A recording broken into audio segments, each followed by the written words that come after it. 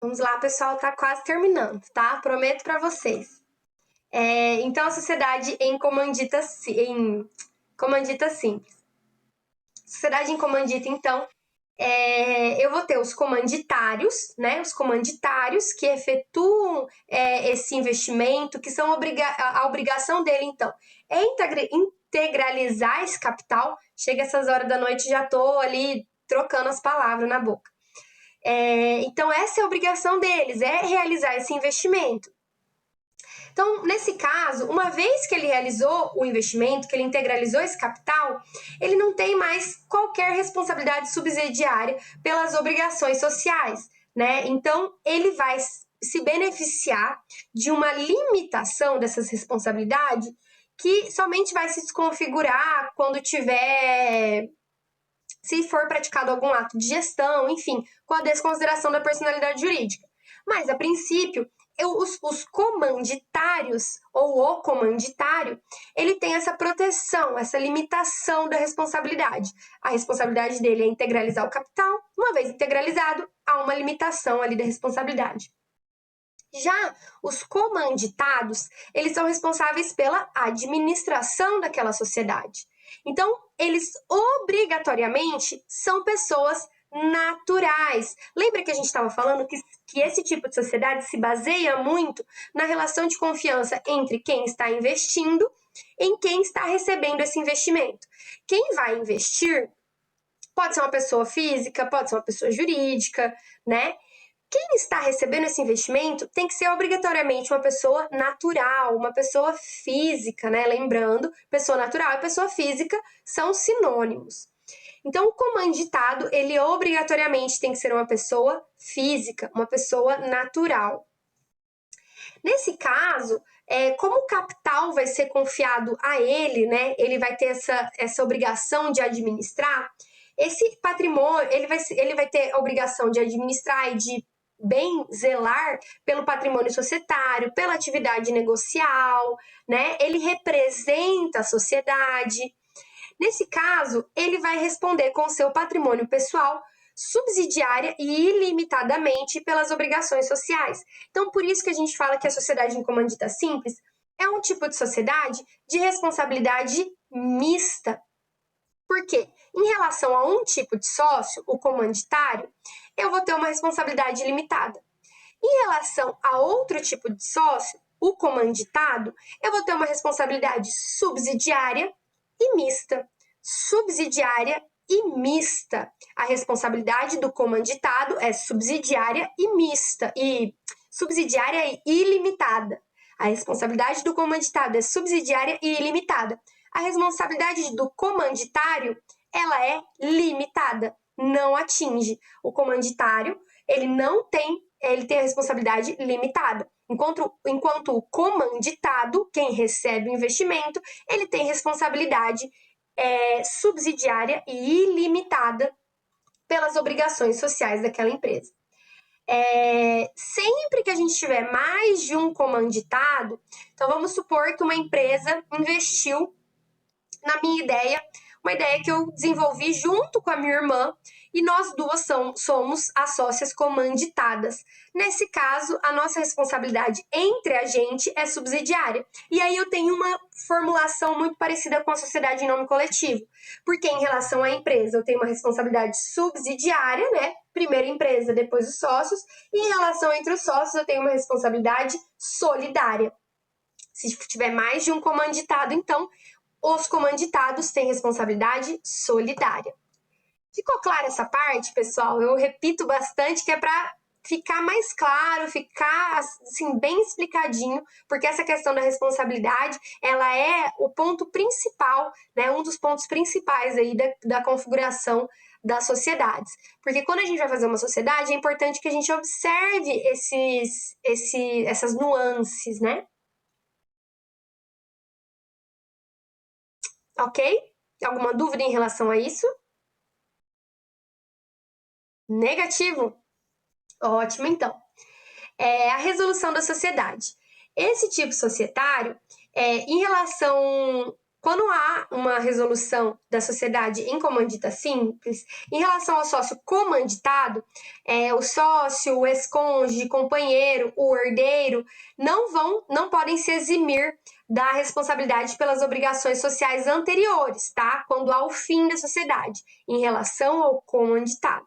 O comanditado, tanto o sócio quanto seus cônjuges, quanto os seus herdeiros, eles não podem se eximir das obrigações assumidas antes da resolução da sociedade, pelo prazo de 2 anos. Então, terminou a sociedade em comandita simples, pelo prazo de 2 anos, o sócio comanditado, aquele sócio que recebe o investimento, o sócio comanditado, os seus herdeiros, os seus cônjuges, etc., companheiros, eles não podem se eximir da obrigação das responsabilidades das obrigações sociais, tá? Então, contados esses 2 anos, contados da averbação da resolução do fim da sociedade. Então, esse sócio comanditado, ele vai ter, mesmo os bens adquiridos após a sua saída, todo o seu patrimônio, né, ele é ilimitado. Então, mesmo que ele adquira bens após a sua saída, esses bens também respondem por essa responsabilidade. Então, um sócio comanditado, ele tem uma responsabilidade muito grande. Então, o ideal é que esse sócio, né, parece tudo perfeito. Eu vou receber ali um investimento, então eu vou administrar como eu bem entender, né? Parece tudo perfeito, mas não é. Um sócio comanditado, ele responde ilimitadamente. Então, vamos supor, eu findo aquela sociedade, né, em um determinado momento ali da relação. Depois de averbada essa resolução, eu tenho 2 anos respondendo por essas obrigações. Então, nesse caso, mesmo os bens que eu adquiri depois do fim dessa relação vão responder por essa obrigação social. Então, é importante que o sócio comanditado, ele também tenha uma certa prudência, né, na hora de assumir essa obrigação nesse tipo de sociedade. Porque se tudo der errado, né, o sócio comanditário, ele vai perder o investimento, mas o comanditado também vai ter ali prejuízos que ele vai ter que arcar. Alguma dúvida em relação até agora, pessoal?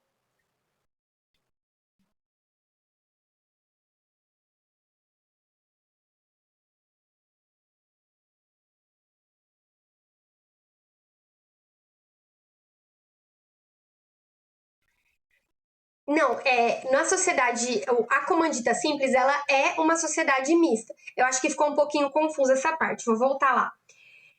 Com a criação da sociedade em comandita simples, eu acho que eu falei que a sociedade em comandita simples, ela podia ser, né, mista, limitada, mas não é isso. Que acontece?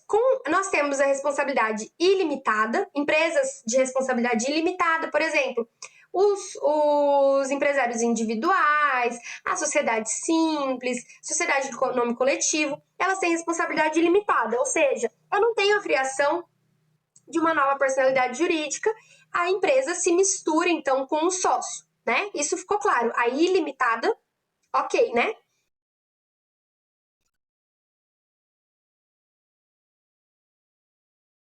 Não, uhum,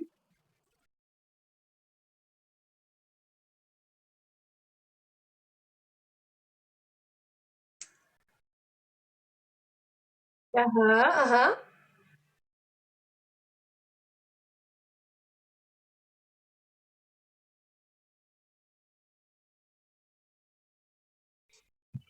E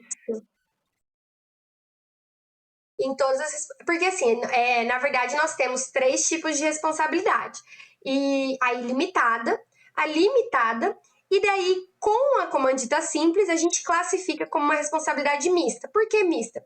Porque eu tenho 2 tipos de sócio e 2 tipos de responsabilidade. O comanditário, ele tem responsabilidade limitada. Então, a partir do momento que ele integralizou o capital, cumpriu com a obrigação dele, ele não responde pelas obrigações sociais da empresa, até que se tenha, né, uma desconsideração da personalidade jurídica.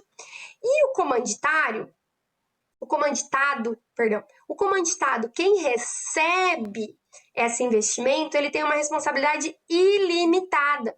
E daí todas as obrigações sociais, as dívidas assumidas pela empresa, ele vai responder por elas pelo prazo de 2 anos. Então, assim, numa responsabilidade limitada, se eu encerro a empresa, eu apenas vou ser responsabilizado se eu for acionado judicialmente e for desconsiderada a personalidade jurídica dessa empresa.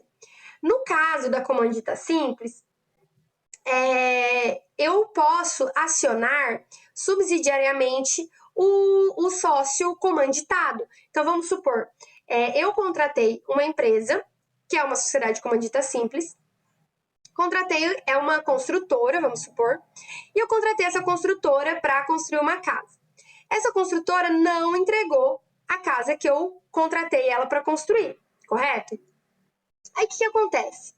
Eu posso exigir da construtora e subsidiariamente, né? Assim como, por exemplo, se eu não pagar o aluguel, a imobiliária vai exigir de mim e do meu fiador.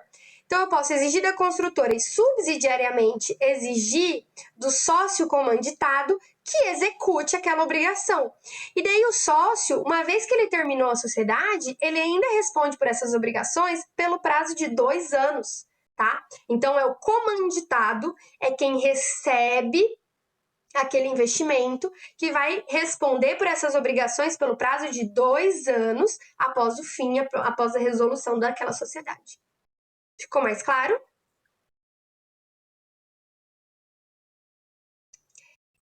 Pode falar.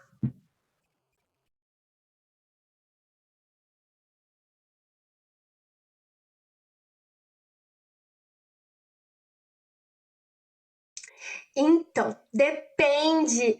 As limitadas você só vai conseguir atingir os sócios se você desconsiderar a personalidade jurídica, tá? E em caso de falência, né, que vai se apurar também a responsabilidade desses sócios.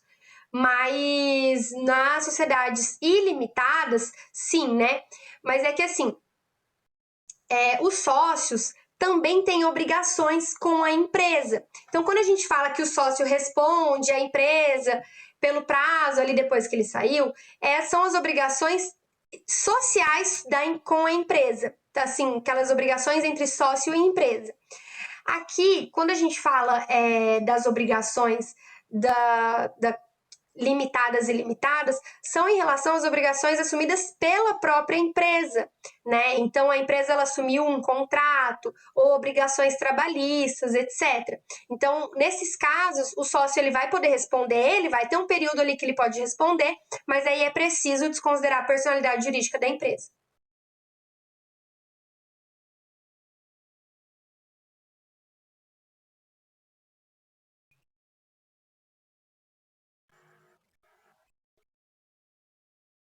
Uhum.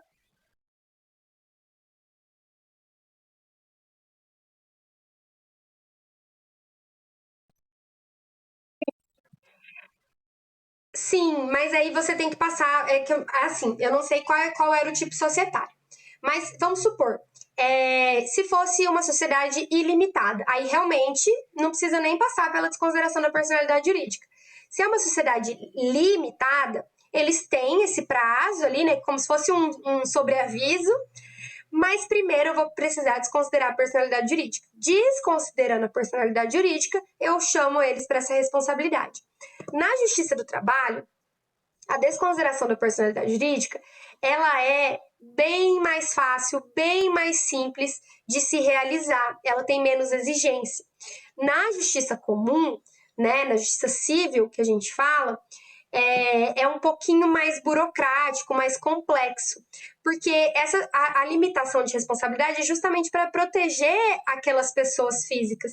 Só que daí a gente não pode proteger num nível que torne a empresa um meio de estelionato. Porque daí seria fácil, né? Eu abro uma empresa, assumo um monte de obrigação, não cumpro nenhuma, embolso dinheiro, fecho a empresa, não tenho que responder por nada. Então, a gente vai ver. Semana que vem a gente vai terminar de ver os tipos societários. Se der tempo, a gente já entra na questão do encerramento da empresa. E daí a gente vai ver como funciona a desconsideração da personalidade jurídica. Esse é um tema, desconsideração da personalidade jurídica. O que acontece? Eu tenho a sociedade limitada. A sociedade limitada, ela é um véu de proteção, né? Tava procurando aqui alguma coisa para colocar, para mostrar. Eu tenho os sócios e eu tenho o véu de proteção da responsabilidade limitada. Mas esse véu de proteção não é absoluto, né? Como eu disse, ele tem que ter um equilíbrio entre proteger aquelas pessoas de exercer uma atividade econômica que tem riscos, sem que, por exemplo, se eu falar, olha, para você se tornar um empresário, você vai colocar todo o seu patrimônio em risco. Se der errado o seu negócio, quantas pessoas teriam atividades de risco, né? Então, para proteger o patrimônio pessoal, o patrimônio do espólio, da família, criou-se essa personalidade limitada. Você coloca, então, um véu de proteção. Só que tudo no direito, nada é absoluto, né? A gente já viu aí, em direito constitucional, em direito civil, a gente viu que não tem nenhum direito absoluto. Então, esse véu de proteção, ele não pode ser absoluto, senão eu estaria incentivando ao estelionato empresarial, não é verdade? Porque daí eu teria empresas ali que, vendo que estão ou criadas para realizar esse estelionato empresarial, ou então vendo que tá mal da perna, não, ó, vou assumir um monte de dívida mesmo, tenho responsabilidade limitada, não vou ter que pagar nada disso. Isso é um perigo. Então, por isso, criou-se, né, a desconsideração da personalidade jurídica.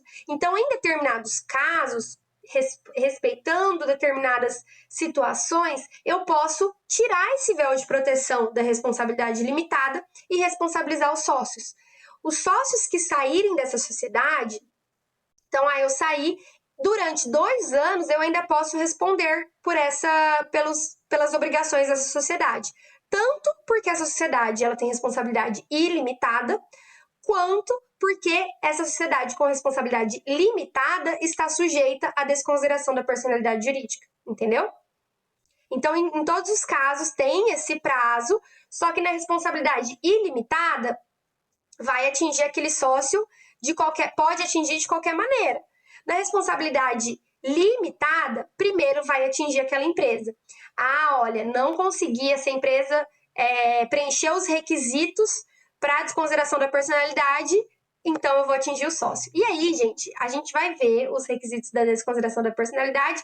Não é apenas a empresa estar fechada ou a empresa ter dívidas, tá? É necessário que haja ali um preenchimento de requisitos. Por exemplo, você perceber que teve fraude, mistura do capital empresarial com o patrimônio pessoal do empregador, do empresário, enfim, vários requisitos que vão poder ser preenchidos, que devem ser preenchidos para que você desconsidere. Por isso que você tem conhecidos amigos que foram responsabilizados. Na Justiça do Trabalho, como o interesse do trabalhador é um interesse alimentício, é muito mais simples você conseguir a desconsideração da personalidade jurídica, porque supõe-se que na relação de trabalho há um interesse social, né? Por exemplo, uma remuneração justa para os trabalhadores não é apenas um interesse privado daquele trabalhador. É um interesse de toda a sociedade que os trabalhadores tenham uma remuneração justa para que tenham uma vida digna e consigam se desenvolver como pessoas e desenvolver aquela sociedade. Então, é mais fácil, é simplificado a desconsideração da personalidade jurídica na Justiça do Trabalho. Ok? Tudo certo? Último tópico, então, gente, a questão da administração. A competência e o poder de administrar a sociedade em comandita simples é obrigatoriamente outorgado para o sócio comanditado.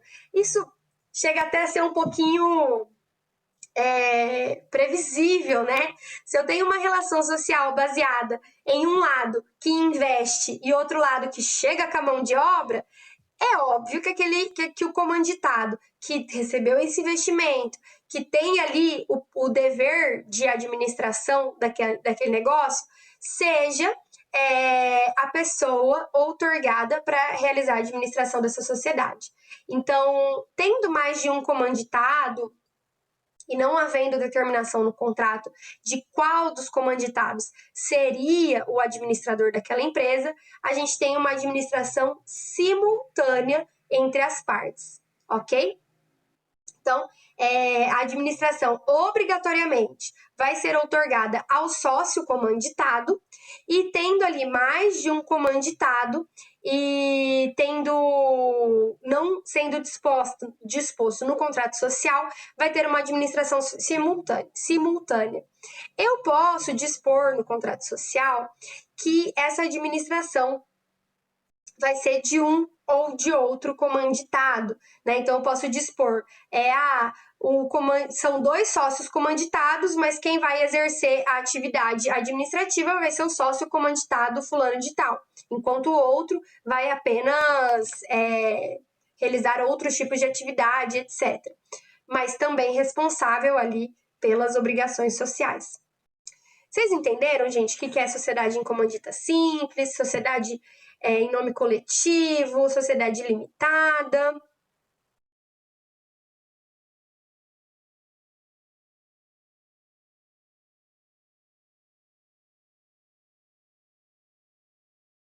Pode ser por mais. Se o contrato social não tiver disposição, entende-se, inclusive, muito boa pergunta.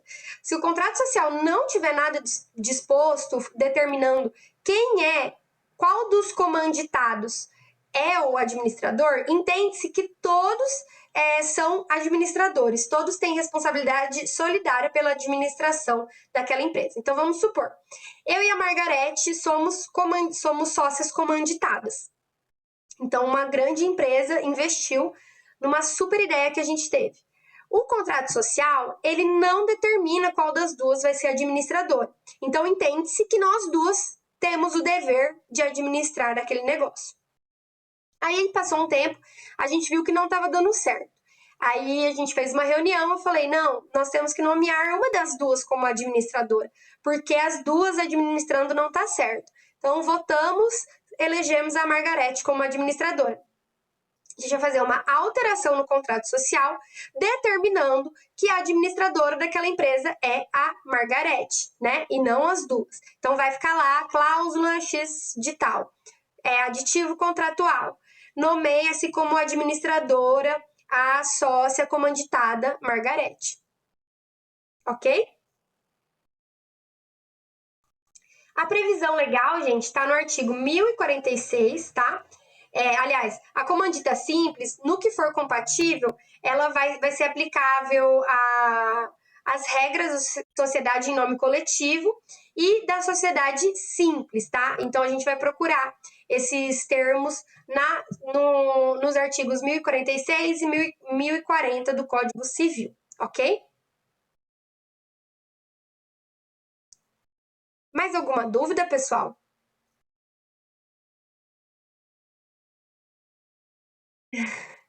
É difícil?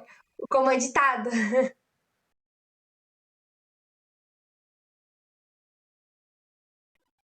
Gente, eu não julgo, não, porque eu sou uma pessoa que eu nunca decoro quem que é locador, quem que é locatário. Vou confessar para vocês. Eu tenho sempre que parar e pensar, fazer as contas na minha cabeça antes de falar. Então é normal, gente, é muita denominação. Mas pode fazer essa pergunta, Gabriel. Ah, era só. Ei, Gabriel, vocês, viu? Mas que bom que se estão rindo da matéria e não estão chorando, é porque tá boa, como a Dinardo. Pode, pode fazer a pergunta. Não tem capital mínimo, gente. A comandita simples não tem capital mínimo. Comandita simples, sociedade empresarial, nome coletivo, não tem capital mínimo. Até por isso, a sociedade limitada, a partir do momento em que ela torna possível uma sociedade unipessoal, ela passa a ser interessante para aquela pessoa que não tem um patrimônio de 100 salários mínimos para investir numa sociedade, numa Eireli, né? A Eireli tem patrimônio mínimo, mas esses outros tipos sociais não. Mas deve ser integralizado, tá? Lembrando sempre que não basta apenas você declarar a existência desse patrimônio. É necessário que se tenha ali a efetiva integralização desse patrimônio. Ok?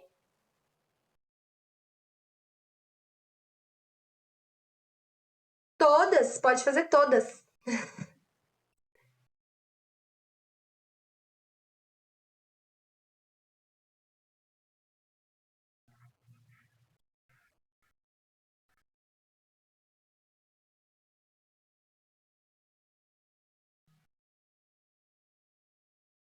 Olha, as atividades, os nomes, os dados não precisa, endereço, essas coisas assim, só colocar rua, número, CEP.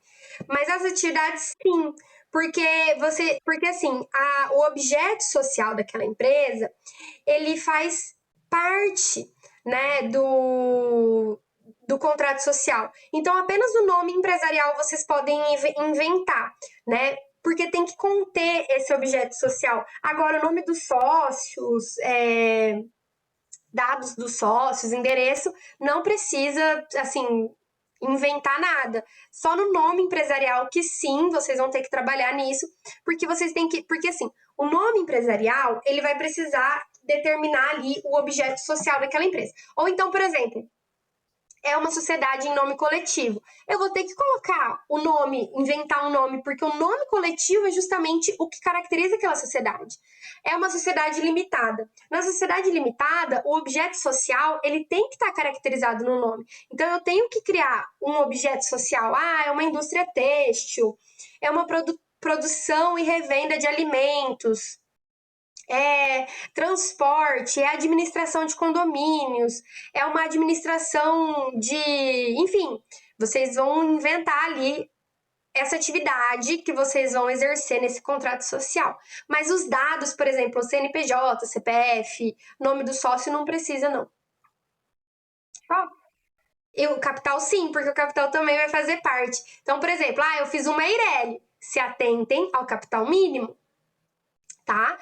Eu fiz uma sociedade limitada com 2 sócios. Se atentem à divisão do capital, vocês têm que integralizar aquele capital. Então, ele vai ser integralizado por meio de um imóvel, dinheiro vivo, cheque, vai ser parcelado. Então, vocês têm que preencher todos esses requisitos.